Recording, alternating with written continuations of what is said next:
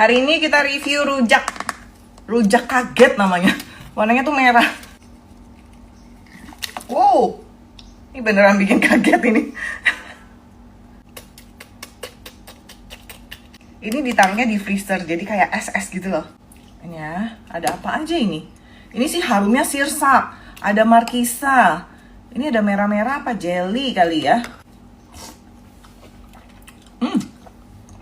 Asam manis seger. Aduh, barusan aku nggak tahu ini apa ini. Ini lidah buaya kayaknya. Jelly yang bikin enak nih karena pakai sirsak. Jadi dia kental-kentalnya tuh kayak daging sirsaknya ya. Asamnya ini pakai markisa. Jadi wangi sirsak, wangi markisa, wow. Coba.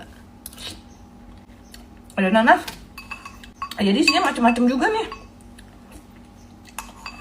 Ini aku belum pernah coba loh rujak kayak gini. Nggak tahu ini kreasinya yang jual atau memang ada rujak kaget. Strawberry. Ada strawberry segala.